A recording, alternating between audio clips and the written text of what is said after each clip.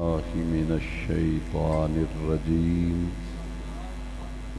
بسم الله الرحمن الرحيم. ما كان محمد أبا أحد من رجالكم ولكن رسول الله وخاتم النبيين.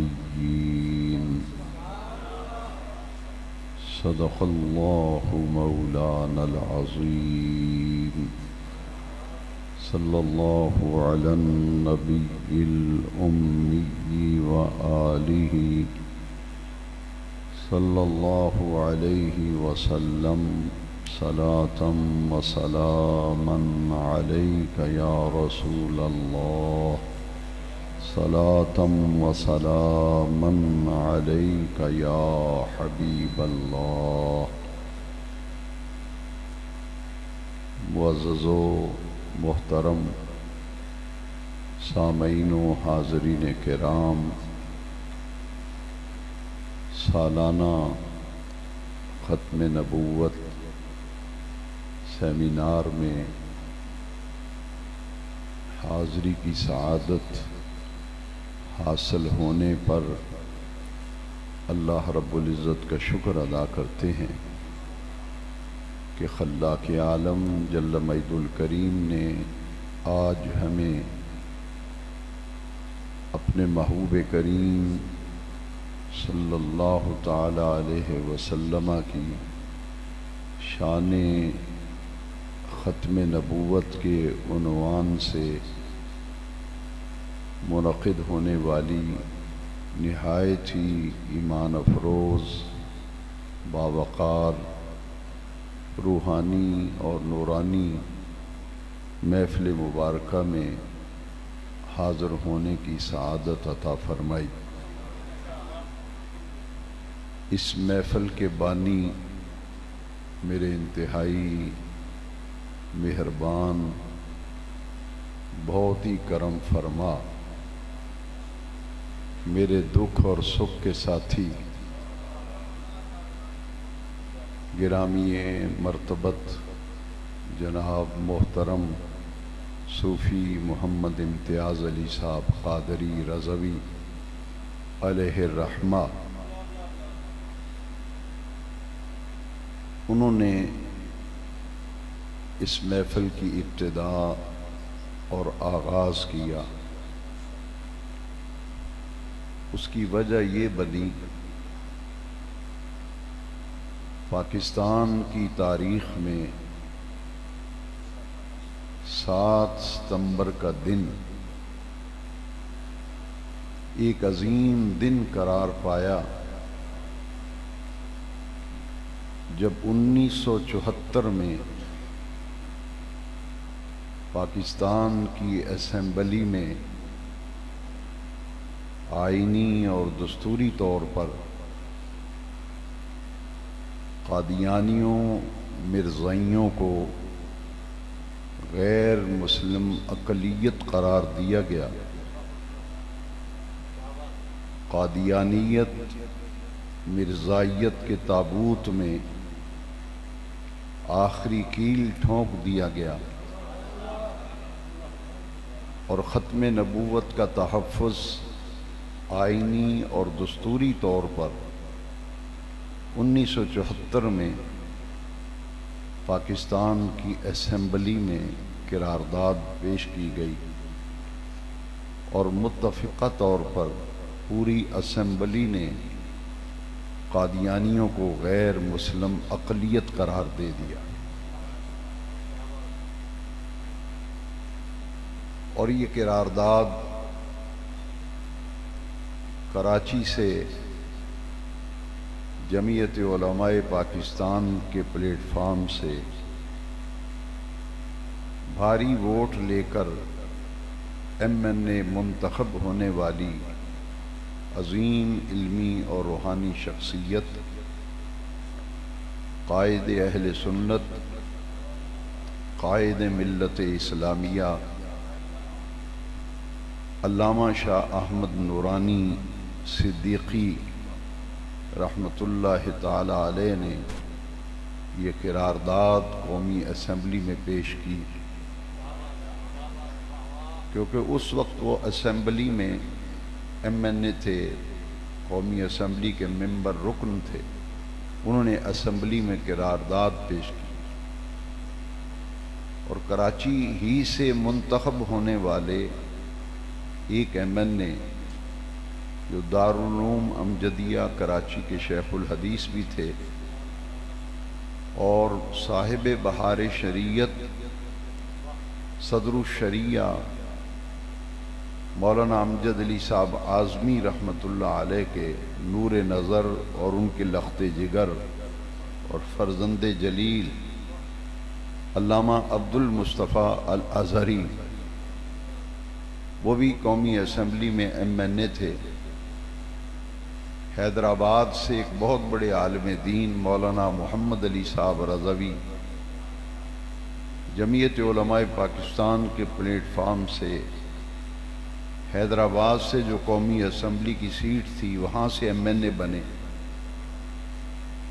اور جنگ سے چنیوٹ کے قریب ایک بہت بڑا ادارہ ہے، درسگاہ ہے، آستانہ ہے، وہ آستانہ عالیہ سیال شریف کے خلفاء میں سے حضرت مولانا محمد ذاکر صاحب رحمۃ اللہ علیہ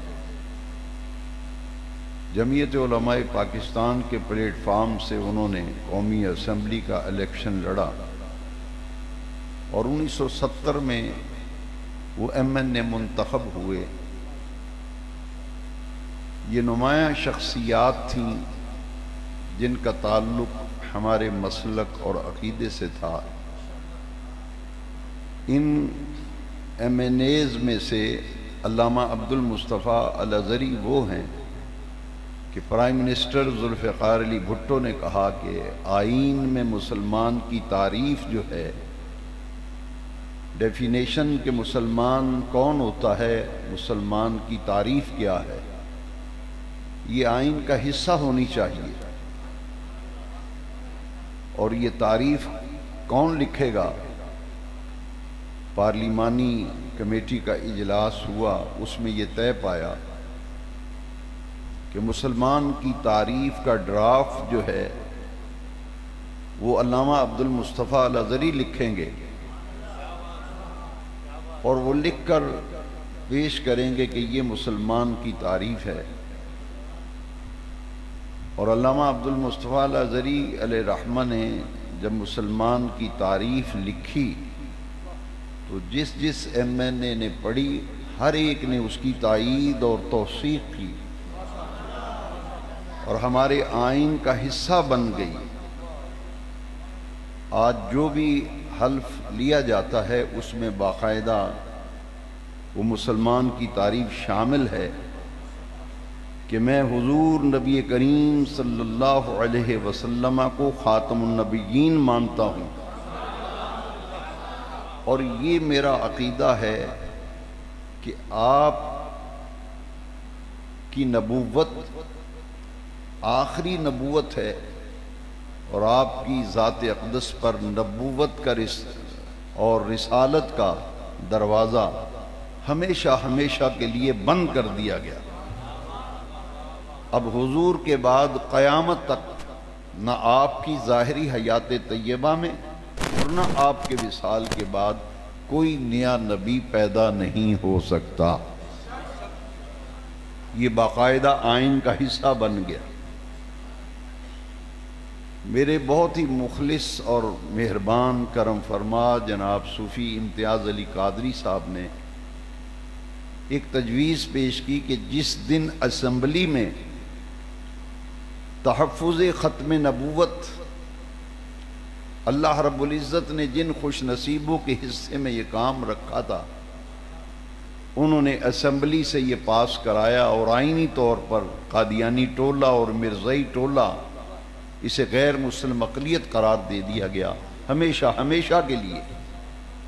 ایک تو اس دن کو ہمیں منانا چاہیے کہ ہم اللہ کی بارگاہ میں شکر کا اظہار کریں، یوم تشکر کے طور پر منائیں کہ یہ 7 ستمبر وہ دن ہے جب آئینی طور پر مسئلہ ختم نبوت کا پاکستان کی اسمبلی میں اور حکومت نے تحفظ کر دیا، اور عقیدہ ختم نبوت جو ہے وہ ہمیشہ ہمیشہ کے لیے پاکستان کی سرزمین پر آئینی اور دستوری طور پر محفوظ ہو گیا۔ ایک تو اس دن کو منایا جائے، وہ 7 ستمبر 1974 کو یہ تاریخی قرارداد اسمبلی میں پاس ہوئی، اور دوسری وجہ یہ ہے، ایک تو 7 ستمبر کا دن پاکستان کی تاریخ کا اہم ترین دن بن گیا کہ اس دن حضور کی ختم نبوت کا تحفظ کیا گیا،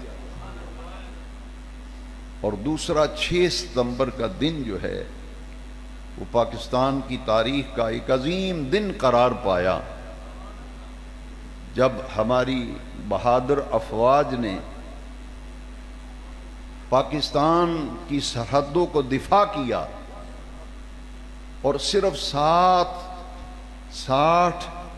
سیکنڈ کے اندر ایم عالم نے انڈیا کے 5 طیاروں کو گرا دیا تھا۔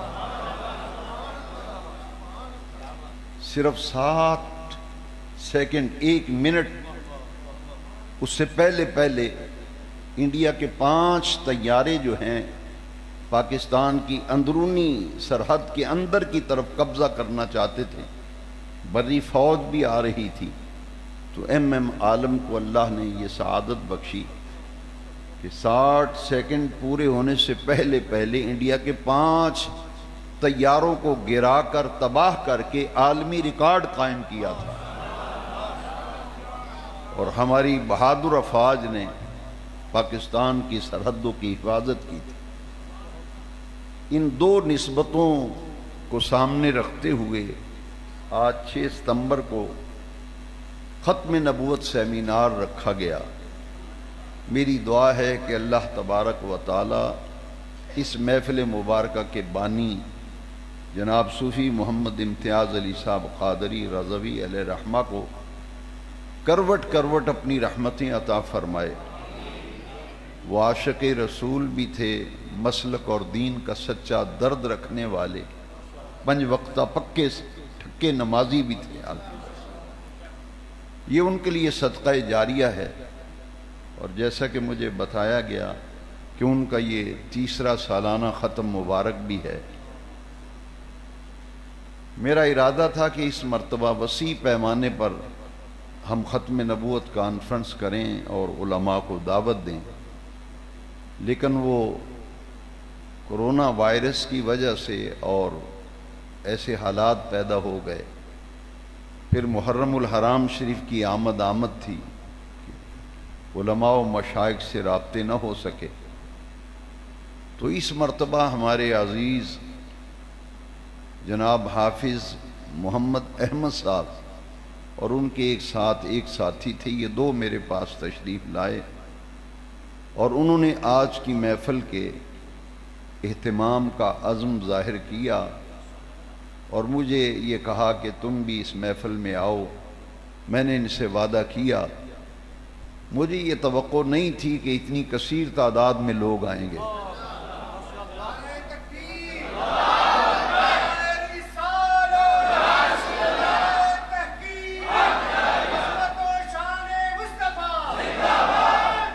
لیکن مجھے قلبی تسکین اس لیے آج حاصل ہوئی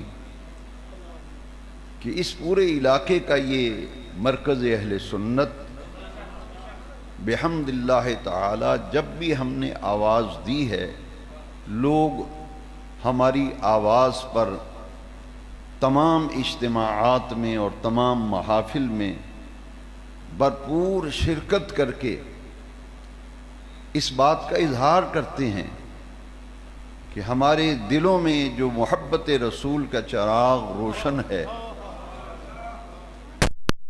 کہ یہ چراغ ہمیشہ ہمیشہ روشن ہے۔ آج کی محفل ایک بڑے اہم عنوان پر منعقد ہے۔ کسی لمبی چوڑی تقریر اور گفتگو کا اس وقت میں ذہنی طور پر اپنے آپ کو آمادہ نہیں سمجھتا، لیکن پھر بھی میری پوری کوشش ہوگی کہ جو موضوع دیا گیا ہے ختم نبوت کا، اس پر میں کچھ چند ایسی بنیادی باتیں جن کا جاننا ہر ایک کے لیے ضروری ہے، اور وہ باتیں اگر غور سے آج ہم نے سن لیں، سیکھ لیں، سمجھ لیں، تو کم از کم عقیدہ ختم نبوت اور فتنہ قادیانیت کے حوالے سے کسی قسم کا کوئی ابہام دل میں باقی نہیں رہے گا۔ میں کھل کر اپنی اس معافی ضمیر کا اظہار کرنا چاہتا ہوں کہ موجودہ دور میں، دور حاضر میں، جتنے بھی فتنے سر اٹھائے ہوئے ہیں، ان میں سے سب سے خطرناک فتنہ اور بہت بڑی پاکستان کی سالمیت کے خلاف سازش وہ فتنہ قادیانیت ہے، وہ فتنہ مرزائیت ہے۔ اس فتنے سے کبھی بھی ہمیں بے خبر نہیں رہنا چاہیے، بلکہ ہمہ وقت باخبر رہ کر ان کی تمام تر سازشوں کو ناکام بنانے کے لیے عقیدہ ختم نبوت کو اجاگر کرنا ہے، اور فتنہ قادیانیت و فتنہ مرزائیت کو بے نقاب کرنا ہے۔ کہ یہ انگریز کا خود کاشتہ پودا ہے۔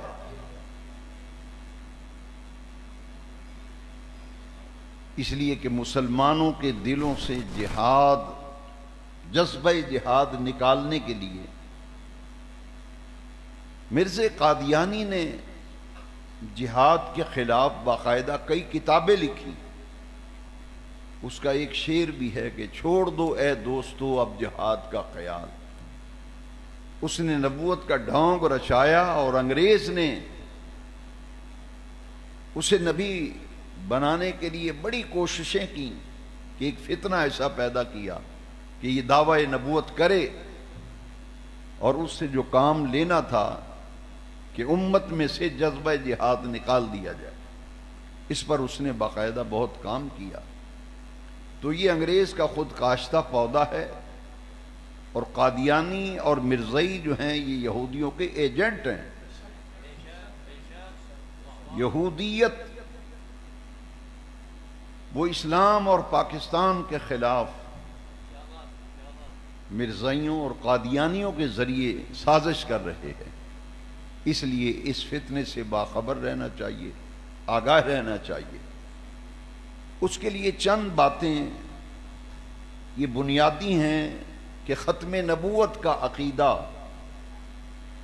اسلام کے ان بنیادی عقائد میں سے ہے جس میں امت میں کبھی بھی کوئی اختلاف نہیں رہا۔ عقیدہ ختم نبوت پر امت میں کبھی بھی اختلاف نہیں رہا۔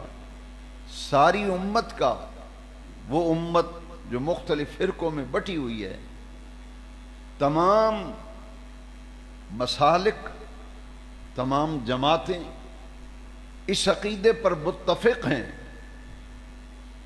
کہ کائنات کی سب سے مقدس ترین ہستی،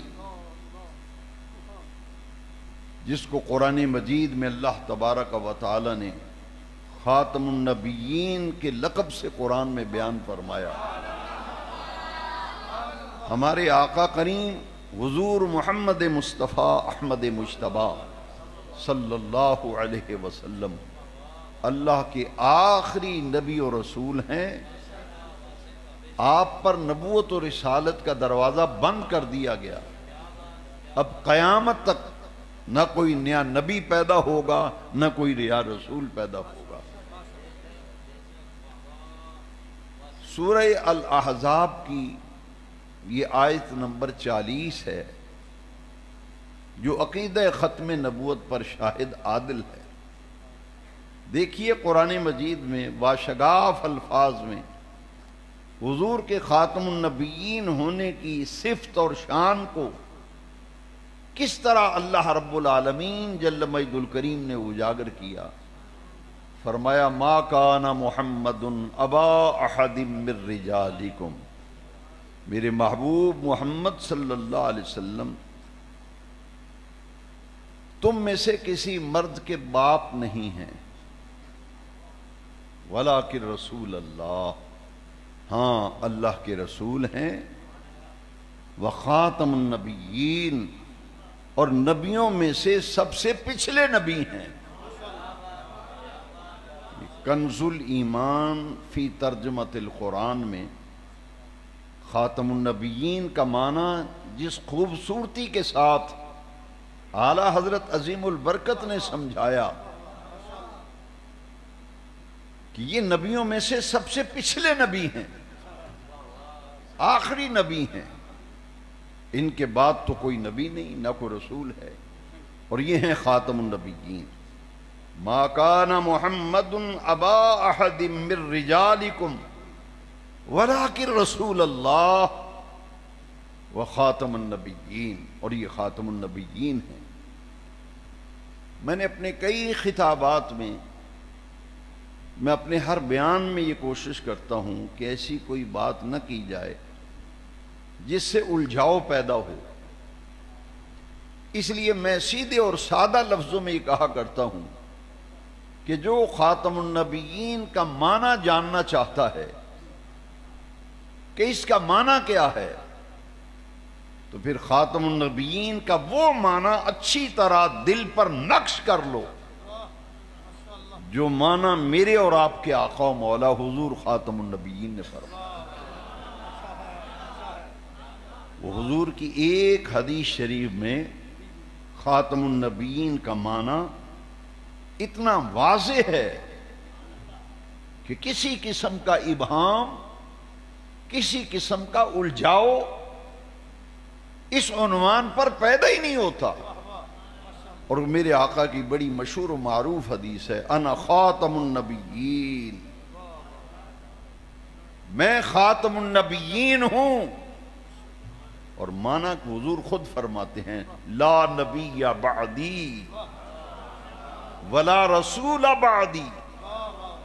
خاتم النبیین کا معنی میرے آقا خود فرما رہے ہیں، انا خاتم النبیین لا نبی بعدی ولا رسول بعدی ولا کتاب بعدی۔ دنیا والو، میں نبیوں میں سے آخری نبی ہوں، رسولوں میں سے آخری رسول ہوں۔ قرآن مجید آخری آسمانی کتاب ہے، اس کے بعد اور کوئی کتاب نہیں ہے۔ اور ایک اور حدیث شریف، اتنی ہی باتیں عرض کرنی چاہیے جتنی آپ اچھی طرح سے ذہن نشین کر لیں۔ دو تین حدیثیں بھی اگر آپ نے آج یاد کر لیں تو اس عقیدہ ختم نبوت کے حوالے سے نہ آپ مار کھائیں گے، نہ آپ کو کوئی گمراہ کر سکے گا، بلکہ آپ لوگوں کی اصلاح کرنے کے قابل ہو جائیں گے۔ اور وہ حدیث شریف اس قدر جامع حدیث ہے، میں یہ سمجھتا ہوں کہ میری ملت کے ہر جوان کو اپنے دل پر اس حدیث کو نقش کر لینا چاہیے۔ حضور نے فرمایا انا آخر الانبیاء وانتم آخر الامم۔ عقیدہ ختم نبوت پر سارا الجھاؤ، سارے شکوک و شبہات بالکل ان کے بادل چھٹ جاتے ہیں اگر اس حدیث کے ایک ایک لفظ پر آپ غور کریں۔ آمنہ کے لال، مکے کے شہریار، مدینے کے تاجدار، ناطق وحی رسول الثقلین، تاجدار کائنات، حضور خاتم الانبیاء صلی اللہ علیہ وسلم فرماتے ہیں انا خاتم الانبیاء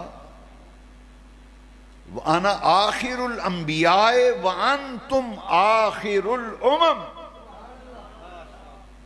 انا آخر الانبیاء، حضور فرماتے ہیں میں نبیوں میں سے آخری نبی ہوں اور تم امتوں میں سے آخری امت ہو۔ ایمان سے بتائیے کتنا واضح عقیدہ ہے۔ اس کے بعد بھی کوئی آپ سے کہے چونکہ چنانچہ یہ کہ وہ، پھر ہزار لعنت ہو اس بدبخت پر جو عقیدہ ختم نبوت پر نقب زنی کرنا چاہتا ہے۔ میرے آقا تو فرما گئے انا آخر الانبیاء وانتم آخر الامم، میں نبیوں میں سے آخری نبی ہوں اور تم امتوں میں سے آخری امت ہو۔ میں نبیوں میں سے آخری نبی اور تم امتوں میں سے آخری۔ قد انقطعت نبوت والرسالہ، حضور نے فرمایا دنیا والو میری ذات پر اللہ تبارک و تعالی نے سلسلہ نبوت اور سلسلہ رسالت بند کر دیا ہے۔ اب قیامت تک نہ کوئی نیا نبی پیدا ہوگا نہ کوئی رسول پیدا ہوگا۔ یہ اسلام کا اجماعی عقیدہ ہے اور بنیادی اور اساسی عقیدہ ہے، عقیدہ ختم نبوت۔ اس کی تفصیل اگر کوئی دیکھنا چاہے تو بڑی کاوش و کوشش و محنت سے ہم نے جان رحمت کا ختم نبوت نمبر چھاپا ہے۔ کتنے صفحے ہیں ماشاء اللہ؟ 280 صفحات پر مشتمل۔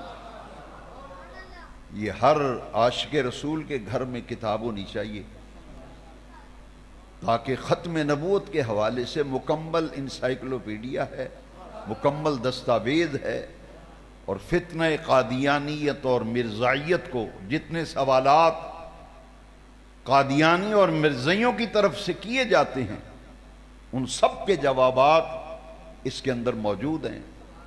اور مرزا قادیانی دجال نے اپنی کتابوں میں جو کفریات بکے ہیں وہ سارے حوالہ جات مکمل طور پر اس کے اندر موجود ہیں۔ ہر عاشق رسول کے پاس یہ علمی تحفہ درگاہ مقدسہ حضرت ابو الفیض محدث عبدالوی علیہ رحمہ کے شعبہ تحفظ ختم نبوت کے زیر اہتمام یہ شائع کیا گیا ہے۔ ختم نبوت، مسئلہ ختم نبوت پر ایک مکمل دستاویز ہے جو ہر عاشق رسول کے پاس ہونی ضروری ہے۔ تفصیلات دیکھنی ہو تو اس کتاب میں دیکھ لیجئے۔ یہ اسلام کا اساسی عقیدہ ہے۔ اب اگلی بات سمجھیے کہ جو اس عقیدہ ختم نبوت پر نقب زنی کرے، ایک حدیث میں اور سنانا چاہتا ہوں۔ نبی کریم علیہ السلام نے فرمایا کہ میری مثال ایسے ہے جیسے ایک شخص بڑا عالی شان مکان بنائے، وہ مکان ہر اعتبار سے مکمل ہو، یہاں تک کہ دیکھنے والا کہے کتنا خوبصورت مکان ہے، یہ کتنا عالی شان یہ رہائش گاہ بنی ہے، مکان بنا، اور اس میں ایک اینٹ کی جگہ خالی ہو، ایک اینٹ کی جگہ، دیکھنے والا کہے مکان بڑا اعلیٰ ہے، عرفہ ہے، عالی شان ہے، پیارا ہے، لیکن پتہ نہیں یہ ایک اینٹ کی جگہ کیوں خالی ہے، کاش یہ اینٹ بھی لگ جاتی۔ حضور نے فرمایا قصر نبوت میں میں آخری اینٹ وہ میں ہوں۔ نبوت کا جو محل ہے وہ ختم نبوت کی اینٹ تو لگ گئی، اب محل مکمل ہو چکا، اب کیسے گنجائش ہے کسی اور دجال کی بجائے؟ فرمایا میری امت میں 30 کذاب ہوں گے، 30 کذابون، میری امت میں 30 بڑے بڑے کذاب جھوٹ بولنے والے ہوں گے، اور وہ 30 کذاب گمان کریں گے کہ ہم نبی ہیں۔ فرمایا سن لو لا نبی بعدی، میرے بعد کوئی نبی نہیں۔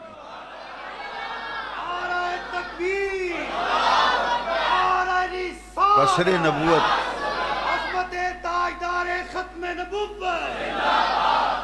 قصر نبوت مکمل ہے، اب اس میں کسی اینٹ کی گنجائش، اور حجت الوداع کے موقع پر تو آیت بھی نازل ہو گئی۔ دین ہر اعتبار سے کامل، اکمل اور مکمل ہے۔ الیوم اکملت لکم دینکم واتممت علیکم نعمتی ورضیت لکم الاسلام دینا۔ بے نیاز رب نے فرمایا آج ہم نے تمہارے لیے تمہارے دین کو مکمل کر دیا۔ دین تو مکمل ہو گیا، کس کی ضرورت ہے اب؟ وَرَضِيتُ لَكُمُ الْإِسْلَامَ دِينًا، اور ہم نے تمہارے لیے دین اسلام کو پسند کر لیا۔ یہ قرآن مجید کی وہ آیت ہے کہ یہودیوں نے کہا کہ مسلمانوں تمہارے قرآن میں ایک آیت ایسی ہے وہ ہماری امت پہ نازل ہوتی تو ہم اس دن کو عید بنا دے جس دن وہ آیت نازل ہوتی، تو ہمارے اوپر تو وہ آئی ہے مسلمانوں تمہارے نبی پر، کاش وہ ہماری امت میں آتی ہم اس دن کو عید بناتے۔ حضرت عمر نے کہا سنو، تم نے کیا عید منانی تھی؟ ہماری اس دن 2 عیدیں تھی جب یہ آیت نازل ہوئی۔ جس دن یہ آیت نازل ہوئی تو ہماری ایک یوم العرفہ اور ایک یوم الجمعہ، ایک جمعے کا دن تھا ایک عرفے کا دن تھا، میدان عرفات میں یہ آیت مقدسہ نازل ہوئی۔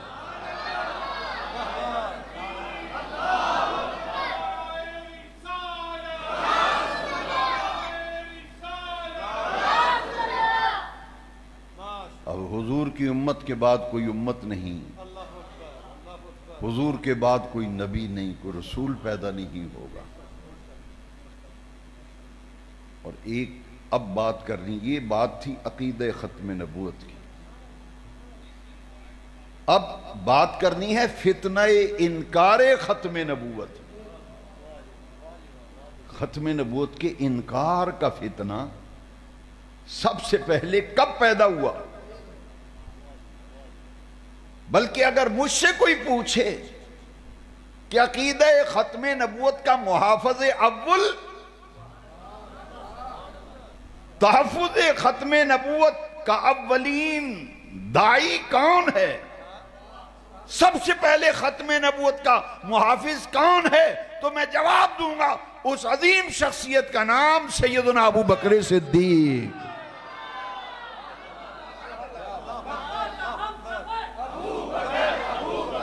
سیدنا ابو بکر صدیق رضی اللہ عنہ، سب سے پہلے عقیدہ ختم نبوت کا تحفظ کرنے والا ابو بکر صدیق۔ اور یہ بھی نوٹ کر لیجئے کہ 74 میں پاکستان کی اسمبلی میں جب قرارداد پیش کی تو پیش کرنے والا بھی صدیق اکبر کے خاندان کا، یہ سعادت ان کے حصے میں آئی۔ جب میں نے نام لیا تو آپ نے توجہ نہیں کی۔ علامہ شاہ احمد نورانی صدیقی، محافظ اول بھی ابو بکر صدیق، ان کی اولاد میں بھی ختم نبوت کے تحفظ کا یہ سلسلہ جاری و ساری رہا۔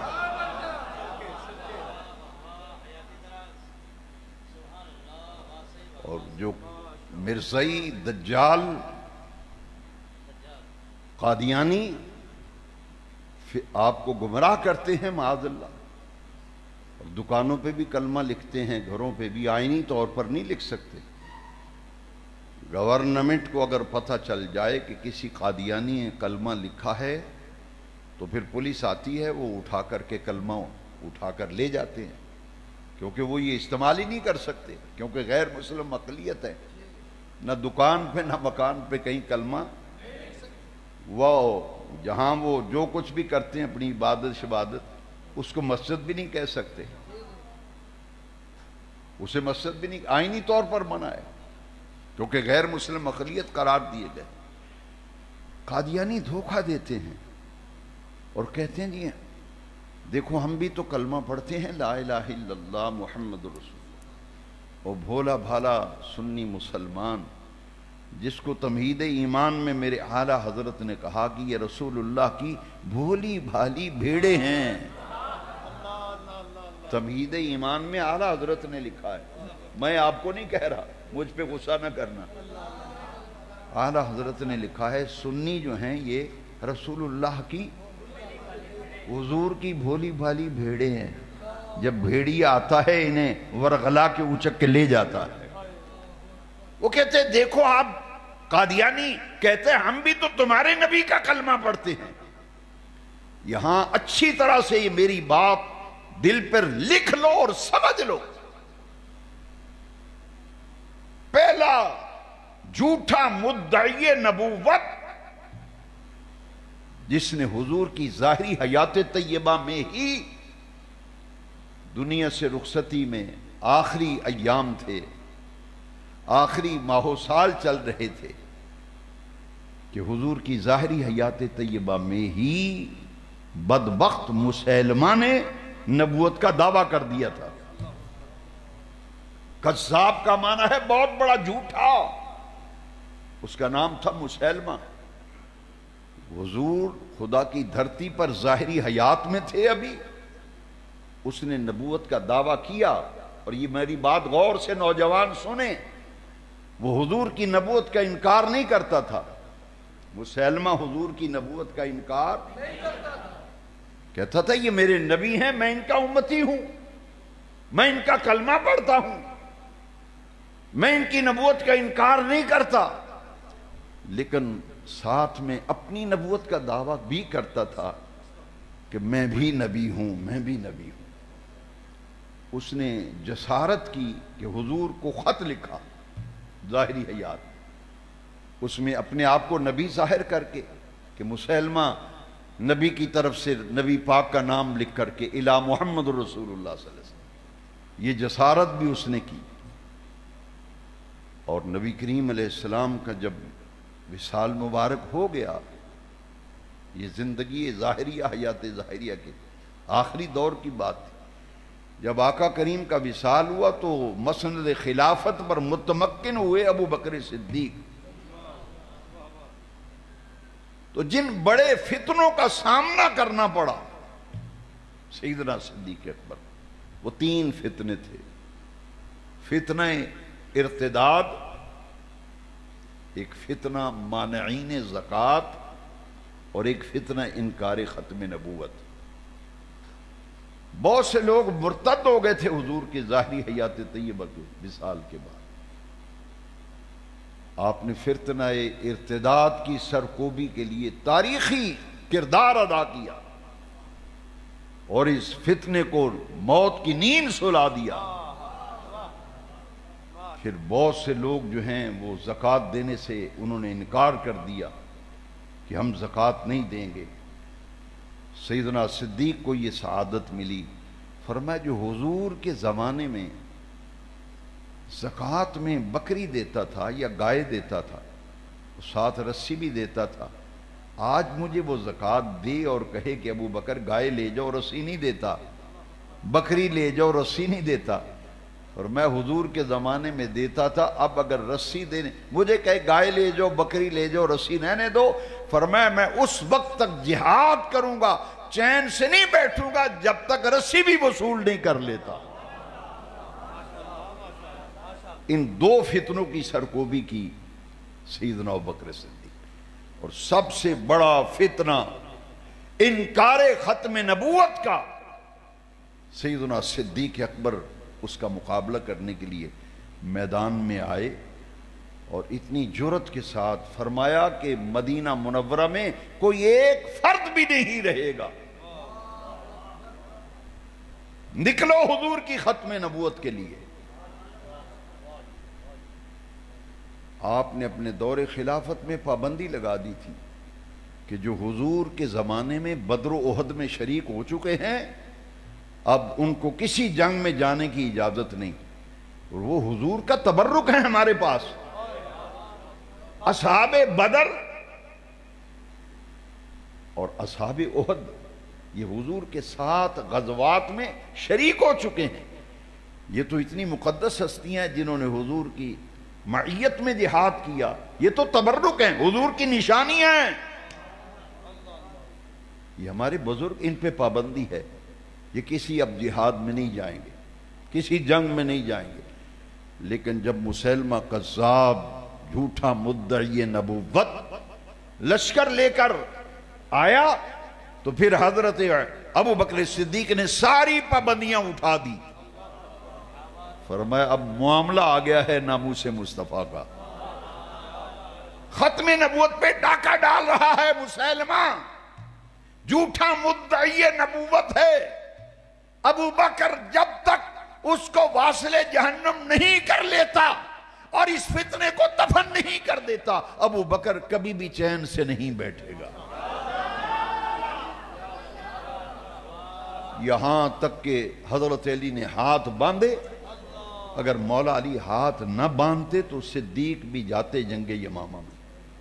کہا آپ خلیفہ وقت ہیں، آپ کمان کیجئے، خدا کے لیے آپ نہ تشریف لے جائے.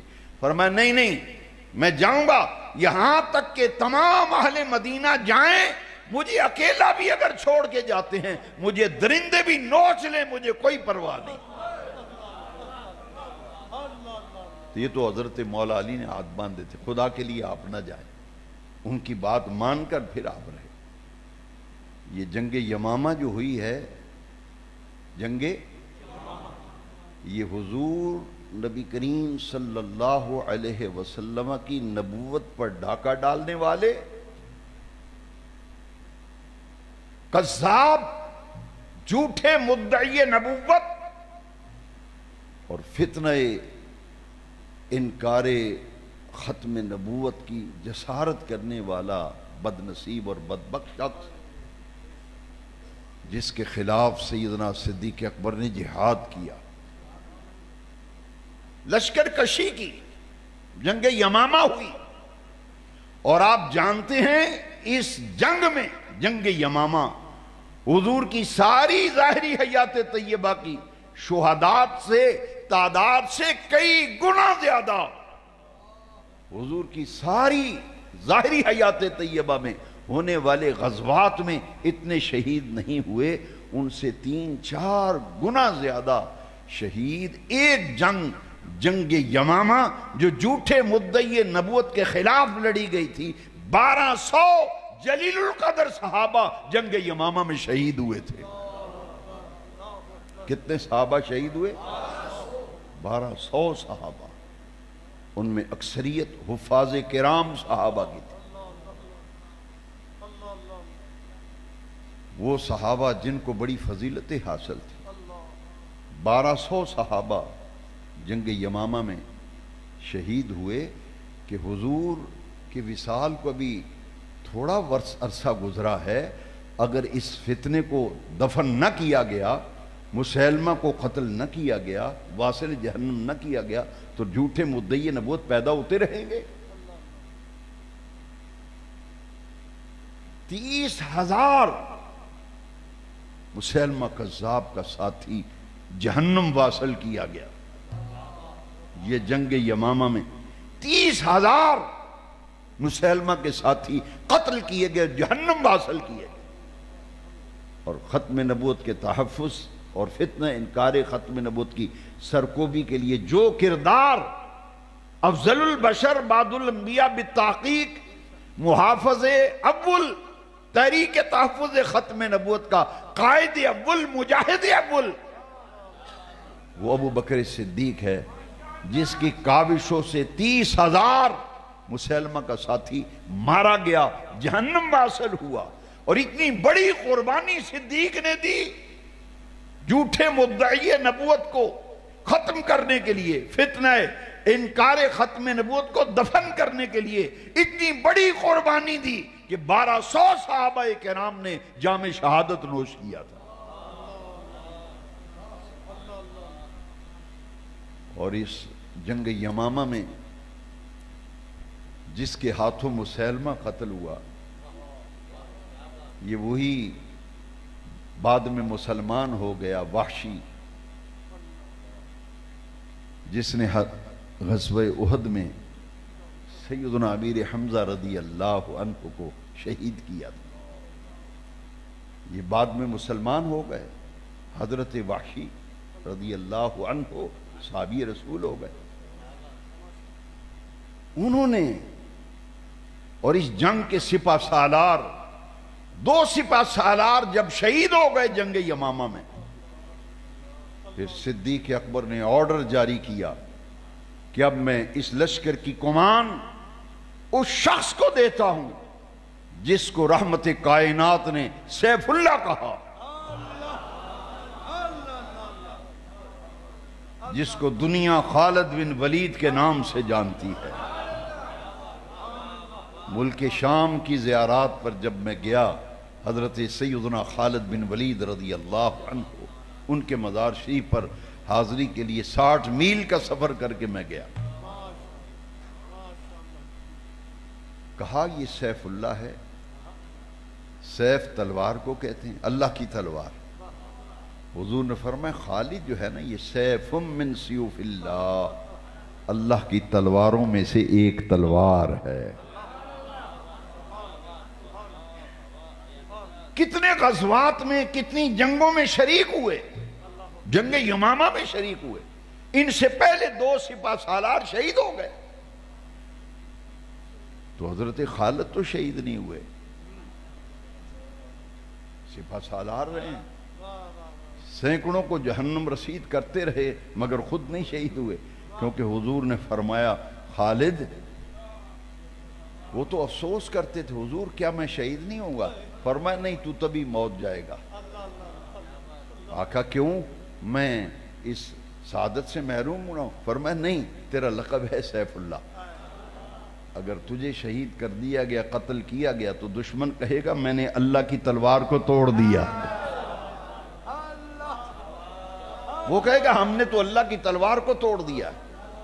اس لیے سیدنا خالد بن ولید رضی اللہ عنہ ظاہراً کسی جنگ میں شہید نہیں ہوئے، وہ تو بستر پہ انتقال ہوا ان کا۔ یہ سپہ سالار ہیں فتنہ انکار ختم نبوت کی سر کو بھی جنگ یمامہ میں۔ جب مسیلمہ قذاب قتل ہو گیا تو جتنے اس کو نبی مان بیٹھے تھے نا، 1 لاکھ سے زیادہ لوگ اس کو نبی مان بیٹھے تھے۔ یہ حال ہے، گمراہی پہ کتنے لوگ اکٹھے ہو گئے۔ آج کو تعجب ہے اگر کوئی گمراہ ہو جاتا ہے معاذ اللہ۔ انہوں نے کہا ہمارا جسے نبی مانتے تھے وہ تو قتل ہو گیا۔ خالد بن ولید نے فرمایا ہم نے تو اسے جہنم میں رسید کر دیا ہے۔ وہ پہنچی وہیں پہ خاک جہاں کا خمیر تھا، جو اس کا ٹھکانہ تھا پہنچ گئے وہ تو۔ لوگوں نے کہا اچھا جس کو نبی مانا تھا وہ قتل ہو گیا۔ بہت سے لوگ پھر بھی راہ راست پہ آئے، لیکن یہ سعادت ختم نبوت کے تحفظ کی کسے ملے؟ ابو بکر صدیق، خالد بن ولید رضی اللہ۔ جب مسیلمہ قذاب قتل ہو گیا تو وحشی نیزہ لہراتے ہوئے آئے اور کہا یہ وہی نیزہ ہے جس سے میں نے خدا کی زمین پر بہترین انسان حمزہ کو میں نے شہید کیا تھا، آج میں نے اس کا کفارہ ادا کر دیا، اس کا کفارہ دے دیا۔ اسی نیزے سے جھوٹے مدعی نبوت کو فی النار قتل کر کے جہنم پہنچا دیا ہے۔ نیزہ وہی ہے، وہاں بہترین انسان کو میں نے قتل کیا تھا، شہید کیا تھا، اب خدا کی زمین پر بدترین انسان جو تھا جھوٹا مدعی نبوت، اسے واصل جہنم کر دیا۔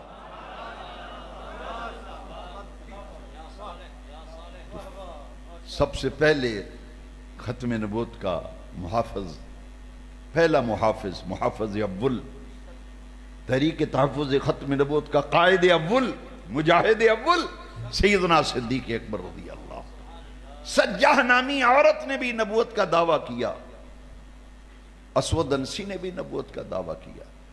اسلام کی 1400 سالہ تاریخ شاہد عادل ہے کہ جس نے بھی جھوٹی نبوت کا ڈھونگ رچایا اور نبی ہونے کا دعویٰ کیا اور جنہوں نے اسے مانا، اس کے پیروکار ہوئے، امت نے بالاتفاق انہیں مرتد قرار دیا،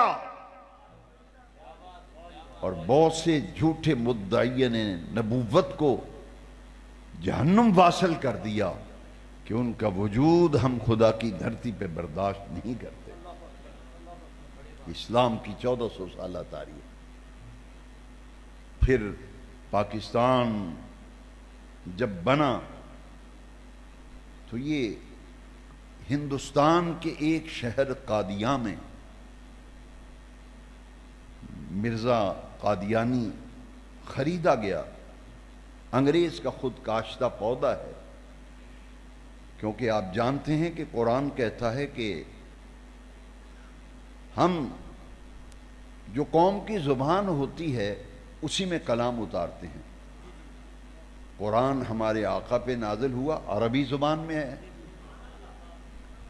لیکن ہر نبی کے پاس جو وحی لے کر آتا ہے وہ تو جبریل امین ہے۔ مرزا قادیانی خود اپنی کتاب میں لکھتا ہے کہ میرے پاس جو فرشتہ وحی لے کے آتا ہے نا، اس کا نام ہے ٹیچی ٹیچی۔ اس کی کتاب ہے میرے پاس، والد صاحب کے کتب خانے میں موجود ہے، حوالہ انڈر لائن، مرزی کی اپنی لکھی، وہ انگریز تھا۔ اور وہی کیا آتی تھی، کہتا ہے مجھے رات کو وہی آئی ہے، آئی love you, I love you, کتاب میں لکھا ہے یہ رات کو وہی ہے۔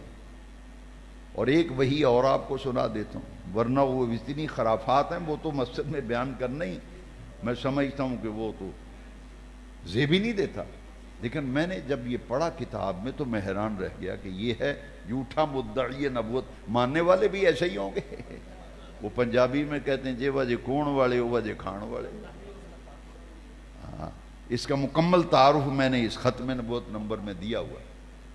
وہ پتہ ہے وہی کیا آئی ہے، بورچی خانے میں تھا نا، بیگم نے کہا خبیث کیا کر رہا ہے یہاں، کہتا ہے مجھے رات کو وہی آئی ہے، یا ایھا النبیو بورچی خانے رہیو، یا ایھا النبیو بورچی خانے رہیو۔ اور ایسی ایسی اس کی خرافات ہیں، اس کو لوگ نبی مانتے ہیں۔ ایک یک چشم گل تھا، لوگ اس کے نبی مانتے تھے۔ نبی تو خوبصورت ہوتا ہے، حسن و جمال والا ہوتا ہے، یہ ماننے والوں کو کہہ رہا ہوں، ورنہ ہمارا تو بھئی ایمان ہے، حضور کے بعد کوئی پیدا ہی نہیں ہو سکتا، کیونکہ ہمارا ایمان ہے۔ ہمارے آقا فرما گئے انا آخر الانبیاء، میں نبیوں میں سے آخری نبی ہوں، وانتم آخر الامم، تم امتوں میں سے آخری امت ہو۔ اتنا ٹھوس و قطعی عقیدہ جس کا،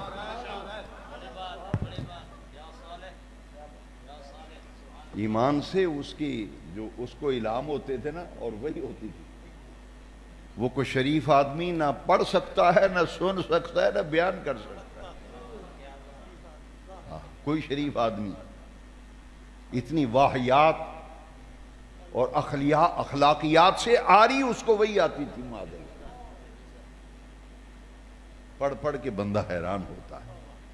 آئیے، یہ جب فتنہ مرزا دجال نے نبوت کا دعویٰ، پہلے اس نے کہا کہ میں مجدد ہوں، پھر اس نے کہا کہ جس عیسیٰ نے آنا تھا وہ میں ہی عیسیٰ ہوں، عیسیٰ بن مریم ہونے کا دعویٰ بھی کر دیا، یہ بھی کہا مسیح میں ہی ہوں جس نے آنا تھا، مجدد ہونے کا دعویٰ کر دیا۔ چونکہ انگریز نے اسے یہ پودا لگایا تھا نا، پہلے مجدد ہونے کا دعویٰ کرایا، پھر مسیح ہونے کا دعویٰ کرایا، اور آخری وہ عرض جو اس نے کیا، اس نے کہا مجھ پر تو وہی آتی ہے، میں تو نبی ہوں معاذ اللہ۔ اب جب فتنہ اٹھا، خدا کروڑوں رحمتیں نازل کرے، تاجدار گولڈا شریف حضرت پیر سیدنا مہر علی شاہ صاحب گولڈی رحمت اللہ، آپ نے اس فتنے کا تعاقب کیا۔ کوئی ڈاکہ مارے، کوئی چوری کرے، اس کا پیچھا لوگ کرتے ہیں۔ تاجدار گولڈا پیر مہر علی شاہ صاحب، سیدنا مہر علی شاہ رضی اللہ عنہ، وہ عظیم شخصیت جو اس فتنے کا پیچھا کیا، تاریخی دستاویز لکھی، آج بھی ملتی ہے کتاب، ہر عاشق رسول کے گھر میں ہونی چاہیے، سیف چشتیائی، یہ کتاب حضرت سیدنا مہر علی شاہ صاحب نے لکھی، قادیانی فتنے کے خلاف بے نقاب کیا مرزے کو کہ تم اسے نبی مانتے پھرتے ہو، یہ تو انسانیت سے بھی آ رہی ہے۔ پھر میری سرکار اعلی حضرت عظیم البرکت مجدد دین و ملت امام الشاہ احمد رضا خان فاضل و محدث بلیلوی کا قلم چلا، ایسا قلم چلا، فتنہ قادیانیت کی نقاب کشائی میں اعلی حضرت اتنا کام کیا کہ ان کی زندگی کی آخری تصنیف جو ہے 1200 کتابوں کے مصنف میرے امام احمد رضا، باقی کتابوں کے علاوہ مرزائیت کے خلاف جو کتابیں لکھی ان میں سے آخری کتاب جو اعلی حضرت نے لکھی وہ فتنہ قادیانیت کی سرکوبی پر ہے۔ وقت نہیں میرے پاس میں تفصیل میں جاؤں، میں صرف نام تبرکن تیمنن بتانا چاہتا ہوں۔ کتاب کا نام دیکھیے ذرا، مرزائیت اور قادیانیت کے فتنے کے خلاف کام کرنے والی ہستیاں نمایاں۔ اعلی حضرت کی زندگی کی آخری کتاب 1921 میں میرے اعلی حضرت کا وصال ہوا ہے، اور یہ کتاب لکھی الجراز الدیانی علی المرتد القادیانی۔ جراز الدیان اللہ کا اس میں صفت ہے، دیان، جراز الدیانی، جراز کہتے ہیں تلوار کو، خدائی تلوار، اور جراز الدیانی کا کیا معنی ہے؟ خدائی علی المرتد القادیانی، قادیانی مرتد کے سر پر خدائی تلوار، قادیانی مرتد کے سر پر خدائی۔ یہ لکھنے والا کون ہے؟ بریلی کا احمد رضا۔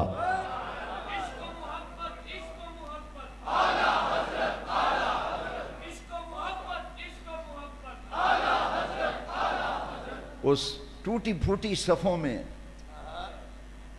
ایک درویش عالم تھا، ان کا نام نہ لیا جائے زیادتی ہوگی، میں ان کے مزار پہ حاضری دیتا ہوں، سکون ملتا ہے۔ کچھ ایسی شخصیات ہوتی ہیں، یہ مسجد کی عمارت کھڑی ہے، یہ شیشہ تو آپ کو نظر آ رہا ہے، یہ پتھر نظر آ رہا ہے، کچھ ایسی بھی بنیاد میں اینٹیں ہیں جو آپ کو نظر نہیں آ رہی، وہ ساری مسجد کو اٹھائے ہوئے ہیں۔ ان میں ایک نام مولانا غلام دستگیر نامی قصور کے رہنے والے، غریب عالم دین تھا، جتنی کمائی تھی ساری کی ساری عقیدہ ختم نبوت کے تحفظ اور قادیانیت کے فتنے کی سرکوبی کے لیے ساری پونجی گھر کی لٹا دی تھے۔ فتویٰ جاری کیا مرزا قادیانی مرتد ہے، جو اس کو نبی مانے وہ بھی مرتد ہے، دائرہ اسلام سے خارج ہے۔ آج ان ہستیوں کے تاریخ پہ نام موجود ہے۔ حاضرین محترم، بڑے بڑے علماء نے کام کیا، ان میں بڑی بڑی ہستیاں، پیر جماعت علی شاہ صاحب رحمۃ اللہ، اور پیر مہر علی شاہ صاحب تو وہ ہیں جنہوں نے کہا کہ ہم تو مبالغہ کریں گے بھائی، فرمایا کاغذ قلم لے آؤ، 2 کاغذ لے آؤ، 2 قلم لے آؤ۔ مرزا بھی قلم کو کہے کہ لکھ اس کاغذ پہ، میں بھی کہتا ہوں جس کا قلم چلنے لگے گا وہ سچا، اس کا قلم سچا۔ آؤ نا سامنے میدان میں، پیڑ بھی چاہو، پیڑ بھی میدان چاہو، لاؤ کاغذ قلم۔ میں بھی قلم کو کہتا ہوں، تو بھی کہہ، دودھ دا دودھ، پانی دا پانی ہو جائے گا، نثارے ہو جان گے، آؤ میدان بھی۔ وہ گولڈا شریف سے درویش چلا، غوث الورا کا شہزادہ گولڈا شریف سے چلا، لاہور کی بادشاہی مسجد میں پہنچا۔ مرزا قادیانی لاہور آیا ہوا تھا، لاہور۔ فرمایا قادیانیوں کو کہو لاؤ اپنے کو، وہ کانا جس سے نبی مانتے ہو لاؤ اس کو، دودھ کا دودھ پانی کا پانی ہو جائے گا۔ کب آنا تھا اس نے؟ فرمایا میرے لیے آ گیا ہے، اس کو آؤ۔ 24 جب دیکھا نہیں آ رہا، فرمایا 24 گھنٹے کے اندر اندر فیصلہ ہو جائے گا۔ پیر میرے علی شاہ صاحب نے فرمایا 24 گھنٹے کے اندر اندر۔ 24 گھنٹے ابھی نہیں پورے ہوئے تھے، بیت الخلاء میں غلاظت میں لٹڑا ہوا موت کی آغوش میں چلا گیا مرزا، بیت الخلاء میں مرا ہو۔ آج بھی لاہور کے برانڈرتھ روڈ پر، جس کا نام آج نشتر روڈ لکھا گیا، آج بھی وہ بلڈنگ موجود ہے۔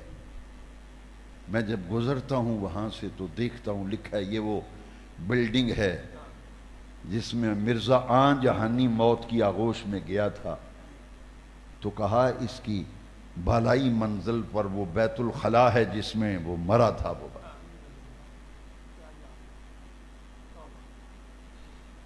پیر میر علی شاہ صاحب کی کرامت لوگوں نے اپنی آنکھوں سے دیکھی، عقیدہ ختم نبوت کو سچا اور واضح ہوتے ہوئے لوگوں نے دیکھا۔ مرزا مرا جب تو ریل گاڑی میں توڑی والا ڈبہ جو ہے اس میں اس کی میت قادیاں لے جائی گئی۔ یہ ہے اس قادیانیوں کا نبی۔ علماء کو سلام، مجاہدین کو سلام۔ دو تحریکوں کا اگر ذکر نہ کروں تو پھر آج کی محفل ادھوری رہے گی۔ 1953 میں 1953 میں لاہور میں تحریک تحفظ ختم نبوت چلی کہ قادیانیوں کو غیر مسلم اقلیت قرار دیا جائے۔ سینکڑوں شہادتیں ہوئیں، سینکڑوں شہادتیں ہوئیں، لیکن اسلام کو جب بھی نقصان پہنچا، اسلام کا لبادہ اوڑھنے والے منافقین نے اسلام کو نقصان پہنچایا۔ منافقین نے بڑی زوردار تحریک چلی، قادیانی بڑے اعلیٰ عہدوں پہ تھے، سینکڑوں میں نے لفظ بولا ہے، ورنہ میگزین اٹھا کے دیکھے اس میں ہزاروں کے لفظ لکھے۔ بڑی شہادتیں ہوئیں، آخر غداری کی گئی، تحریک کو ناکام بنانے کے لیے اندر سے ہی لوگ خریدے گئے، نمازی خریدے گئے، تسبیحاں پھیرنے والے خریدے گئے۔ اور کیا ہوا؟ یا رسول اللہ کہنے والوں، تمہارے مسلک کے دو چوٹی کے عالم، علامہ عبدالستار خان نیازی اور دوسرا نام جسے کوئی جانتا ہی نہیں، میں ان کی زیارت بھی کرتا تھا، ان کے پاس بیٹھتا بھی تھا، ختم نبوت کی باتیں بھی سنتا تھا، جیل میں جو ان پر بیتی وہ بھی سنتا تھا، لاہور کے شاہی قلعے میں انہیں جو جن صعوبتوں سے گزرنا پڑا وہ بھی میں نے سنا۔ ان کا نام ہے سید خلیل احمد قادری۔ یہ کشمیری بازار میں ایک تاریخی مسجد ہے، مسجد وزیر خان۔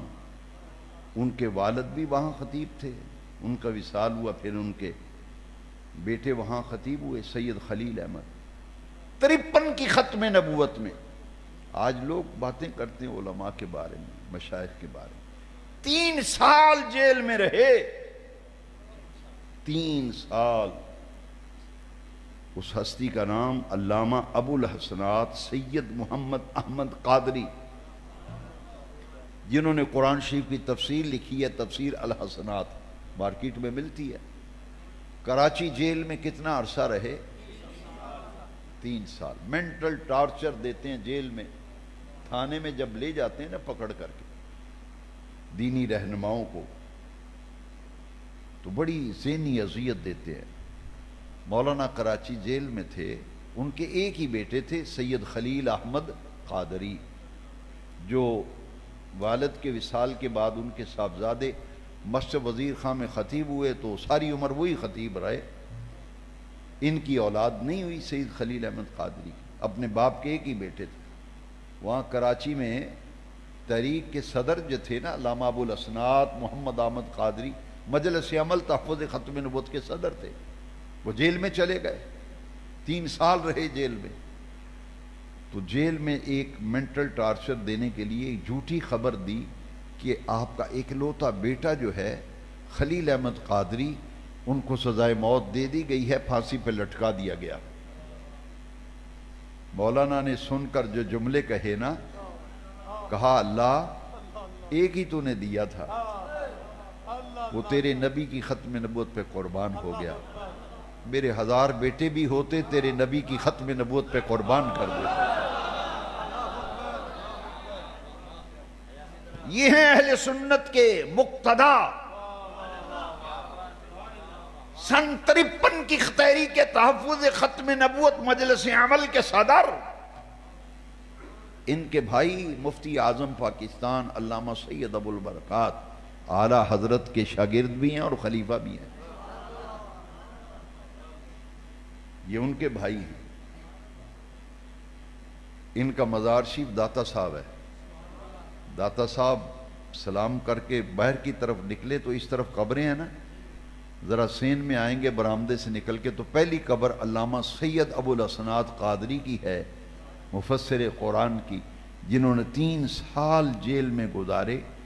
کہا ایک ہی بیٹا تھا، اللہ تیرا شکر ہے اس کی قربانی قبول ہو گئی. چند دن پتہ چلا بعد میں کہ نہیں، یہ خبر جھوٹی تھی. اب ہوا کیا، جیل سے جب مولانا آئے تھے، ان کی تصویریں اخبار میں آتی ہیں. تحریک پاکستان میں بڑا کام کیا قائد اعظم کے ساتھ. قائد اعظم کے ساتھ ان کی تفسیریں آتی ہیں تصویریں. 14 اگست کو بڑا بھرا ہوا چہرہ، خوبصورت جسم، توانا. لیکن جب جیل سے مولانا آئے تھے، ہڈیوں کا ڈھانچہ رہ گئے تھے، صرف ہڈیاں نظر آتی تھی. اور پھر جیل سے واپسی پر جلدی ہی آپ کا وصال ہو گیا.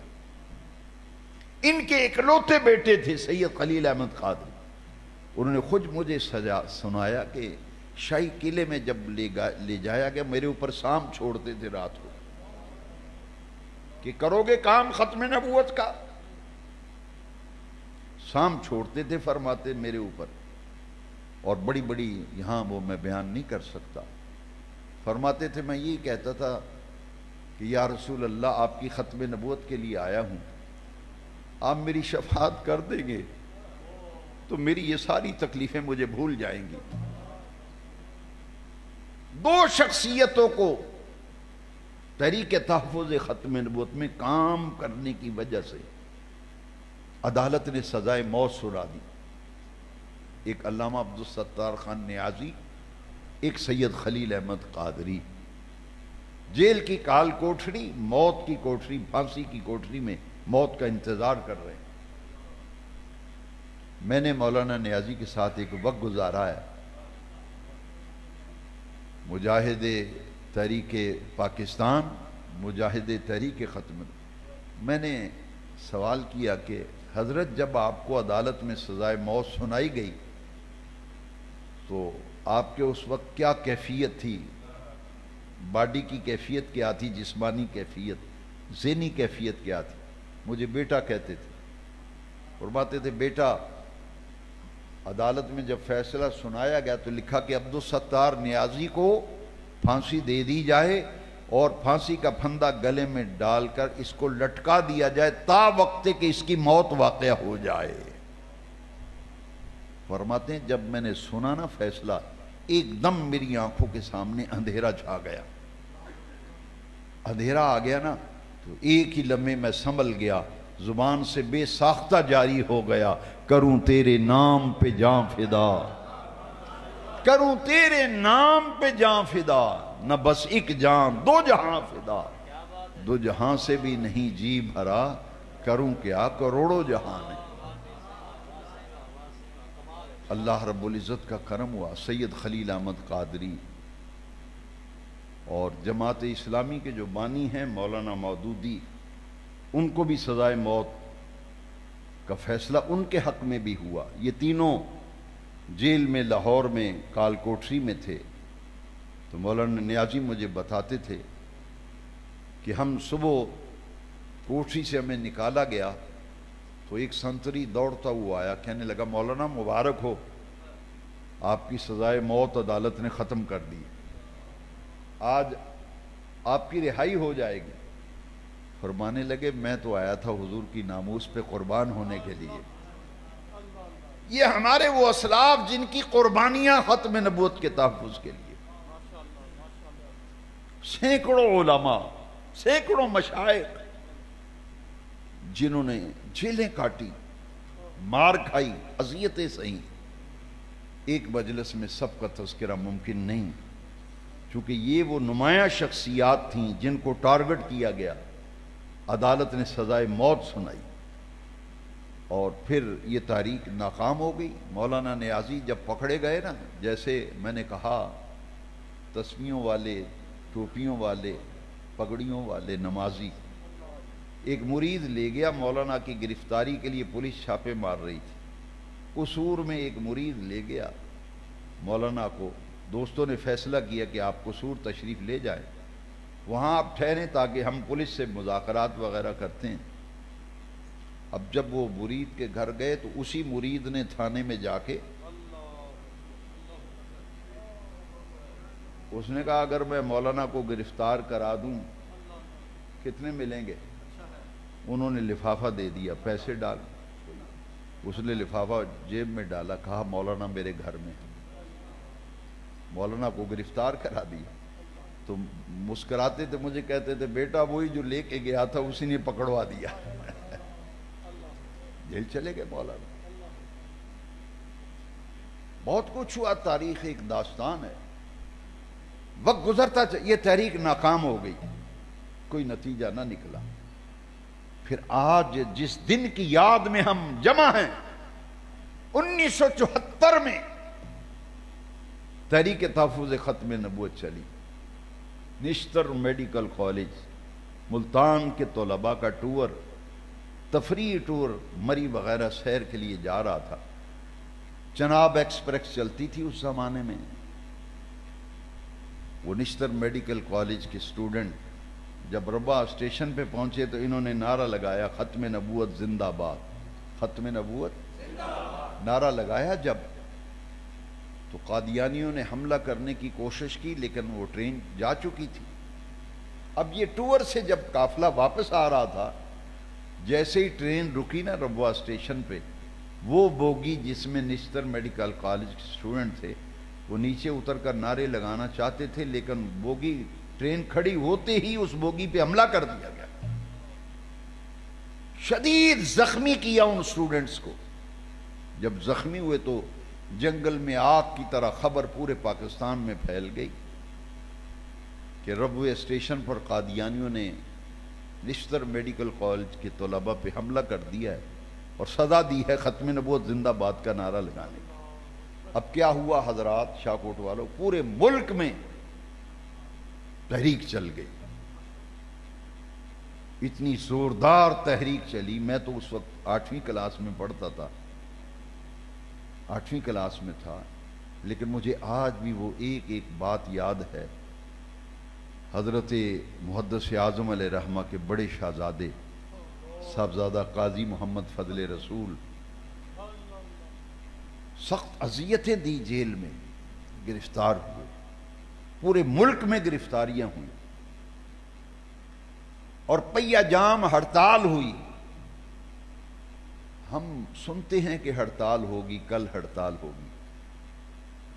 جو لوگ 74 کی تحریک جنہوں نے دیکھی ہے یا جنہیں یاد ہے ان سے پوچھئے، پہیہ جام ہڑتال ایسی تھی کہ کراچی کیماڑی کی بندرگاہ سے لے کر خیبر کی پہاڑیوں تک پورے ملک میں ایک سائیکل بھی روڈ پہ نہیں آئی تھی۔ سبزی، پان، سگریٹ کے کھوکھے، چھوٹی چھوٹی دکانیں، ٹائر پنچر لگانے والے مکمل بند، پوری قوم ایک ہو گئی۔ اور لاہور کی بادشاہی مسجد میں وہ عظیم کانفرنس ہوئی ختم نبوت۔ میں اگرچہ اس میں چھوٹا تھا، مجھے آج بھی یاد ہے، اتنی عظیم کانفرنس تھی، جدھر دیکھیں سمندر سر ہی سر نظر آتا، انسانوں کو ٹھاٹھے مارتا ہوا سمندر تھا. ہر مسلک، ہر فرقہ، ہر عقیدے والا سب ایک اسٹیج پہ اکٹھے تھے. اور بادشاہی مسجد میں جب کانفرنس ہوئی، پورے ملک میں تحریک چلی. ایک ہی نعرہ تھا کہ قادیانیوں کو غیر مسلم اقلیت قرار دیا جائے، روز روز کا مسئلہ ختم ہو. پرائم منسٹر تھے ذوالفقار علی بھٹو، پیپلز پارٹی کی حکومت تھی. اتنی زوردار تحریک چلی، اتنی زوردار تحریک چلی، حکومت نے گھٹنے ٹیک دیے. اسمبلی میں مولانا شاہ احمد نورانی نے گفتگو کی، علامہ عبد المصطفیٰ الازہری نے گفتگو کی. یہ آج آپ سیاست میں ایک نام سنتے ہیں، مولانا فضل الرحمان. ان کے والد مفتی محمود MNA تھے.